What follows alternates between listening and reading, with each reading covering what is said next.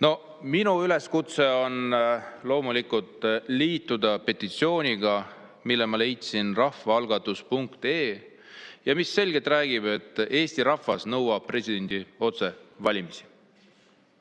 See praegune eelnõu, mis on meie ette toodud, see on loomulikult kosmeetiline. Ja need põhjused, mis tõi ka Riigikogu esimees välja, et miks see eelnõu siin on ja mis muutub paremaks, tõsi ta on, et läbi selle eelnõu soovitakse juurde anda väga väikesed sellised õigused. Aga suurt pilti ta ei muuda. Suurt pilti see eelnõu ei muuda.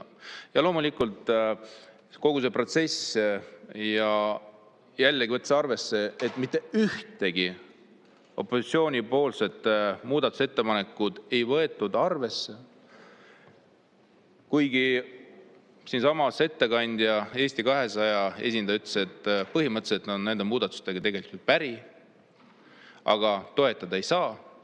Ja tõenäoliselt nad ei saa toetada, kuna nende partner koalitsioonis ei toeta neid. Aga samas selles küsimuses, mis on tegelikult nii oluline, oleks võinud olla selline erakondlik ülene arvamus ja otsustamine. Ja need muudatusettepanekud, mis tegi nii Isamaa kui ka sotsiaaldemokraadid, oleks võinud tegelikult ju hääletada sisse. Ja ka tänane arutelu oleks läinud ka sujuvamalt. Aga mikski pärast otsustati jälle mitte seda teha. Keskerakond on alati toetanud ja ka edaspidi toetab presidendi otsevalimisi. Ja tegelikult see petitsioon, mis ma leidsin kodulehel rahvaalgatus.ee, on initsieeritud noorte poolt.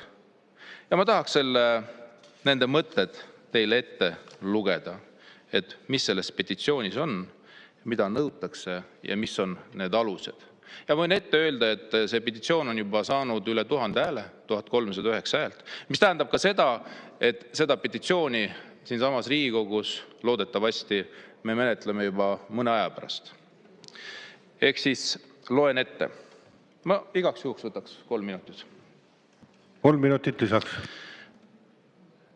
Ehk siis petitsiooni algatajad pöörduvad Riigikogu poole nõudmisega muuta Eesti Vabariigi põhiseadust ning kehtestada Eesti Vabariigi presidendi otsesed valimised. Praegu valib Eesti presidenti Riigikogu ning konsensuse puudumisel valimiskogu.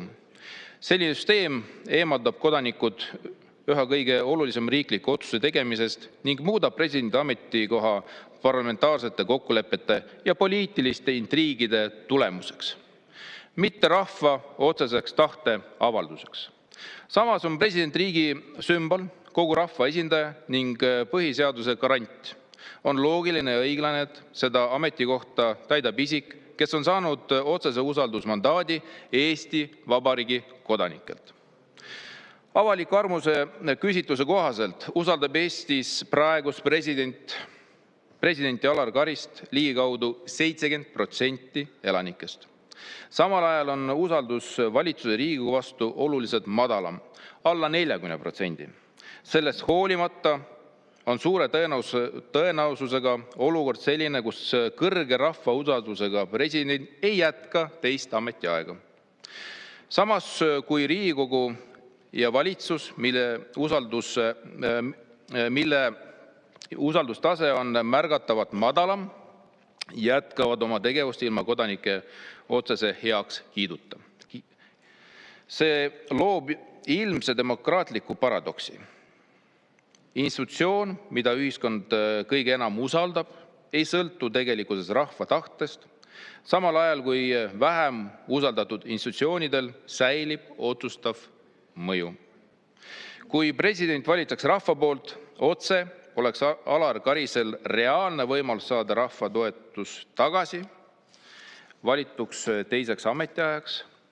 Praeguse süsteemi korral määrab presidendi lõpliku valiku aga mitte rahva usaldus, vaid poliitilised kokkulepped ja intriigid. Oluline on märkida, et otseste presidendi valimiste idee pole Eestile uus. Presidendid Lennart Meri, Arnold Rüütel on seda algatust mitmel korral avalikult toetanud. Soome riik, mille poliitiline kultuur ja demokraatlikud traditsioonid on Eestile lähedased, valib oma presidendi otsestel rahvavalimistel. See mudel ei nõrgesta parlamentaarset demokraatiat, vaid vastupidi, tugevdab presidendi legitiimsust ning muudab riigipea kogu ühiskonda ühendavaks figuuriks. Soome kogemus näitab selgelt, et presidendi otsevalimised toimivad edukalt parlamentaarses vabariigis ning neid saab edukalt rakendada ka siinsamas Eestis.